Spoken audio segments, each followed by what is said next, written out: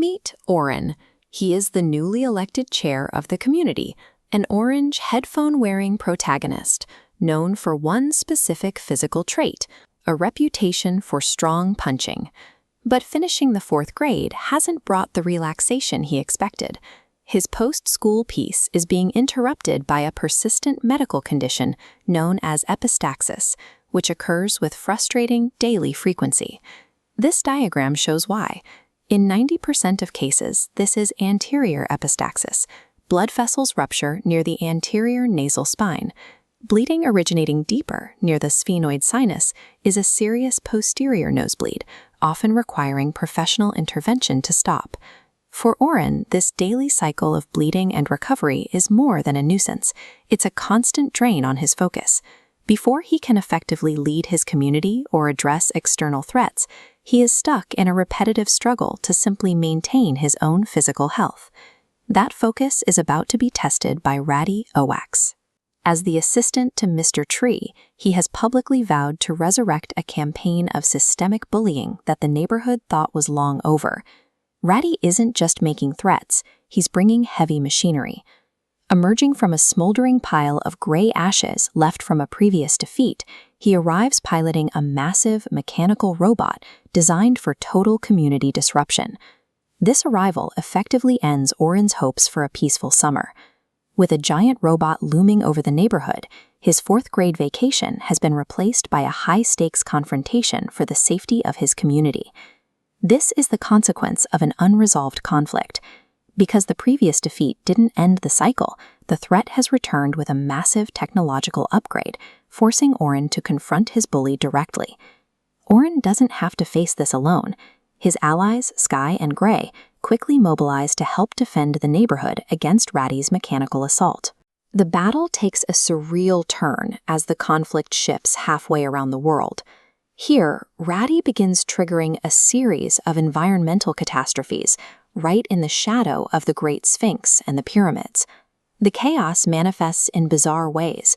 A 2026 GMC Sierra truck is launched through the air, crashing directly into the triangular patterned facade of the Grand Egyptian Museum. The psychological pressure of the disaster proves too much for Gray.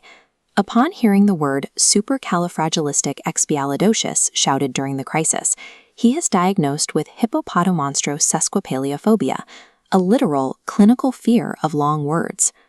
Oren attempts to stabilize the situation by recalling a science lesson from his teacher, Miss Millie. He uses these 3 panels to classify the eruptive structures around him, identifying the difference between a Plinian ash column, flowing Hawaiian pahoho lava, and a Strombolian lava arc. The volcanic activity triggers a cascade of secondary disasters. Massive tsunamis hit the coasts, while intense orange wildfires begin to consume the surrounding forests, trapping the community between fire and water. Surviving a disaster on this scale requires more than just endurance. It takes a combination of structured knowledge, like a science lesson, and the support of trusted allies to keep from being overwhelmed. The fate of the world eventually boils down to a formal multidisciplinary triathlon. This split screen defines the new rules of the conflict, a grueling test of swimming, cycling, and running. While Ratty relies on the raw power of his machine, Oren, Sky, and Gray take a more disciplined approach. They implement a strict, slow, and steady strategy, prioritizing consistent pacing over short bursts of speed. They master the aquatic phase with technical precision. By maintaining a rhythm and executing powerful dolphin kicks, they move efficiently toward the transition. This technical discipline pays off.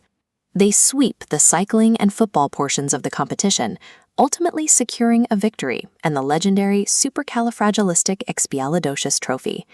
Discipline consistently beats unearned advantages. By mastering the fundamentals and sticking to a strategic pace, the group proved that technical skill can overcome even the most overwhelming brute force. The moment the triathlon ends, Oren takes action. He snaps his fingers, causing Ratty's giant robot to self-destruct and ending the physical threat to the community. With the machine gone, the conflict moves to a courtroom presided over by Judge Durple. As the owner of Oren's apartment building and his neighbor, the judge serves as the final authority on Ratty's actions. Ratty's defense tries to frame the campaign as a first-time offense, but the judge is unmoved. He notes that systematic harassment is a violation of the victim's right to feel safe in their own home. The sentence is definitive.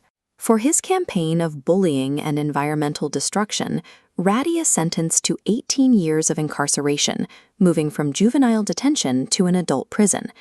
This 18-year sentence reflects a total rejection of Ratty's bullying.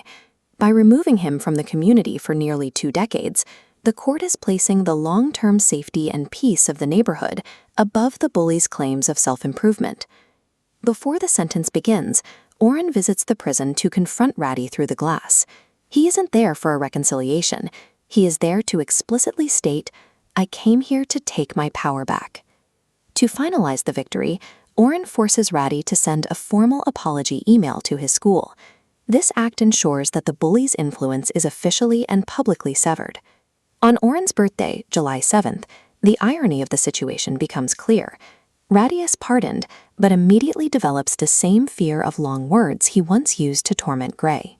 With the threat finally gone, Oren and his friends are able to start their vacation in earnest.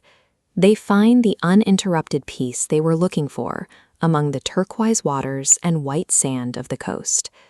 Whether the enemy is a giant robot or a persistent internal ailment, lasting peace is something that must be actively secured.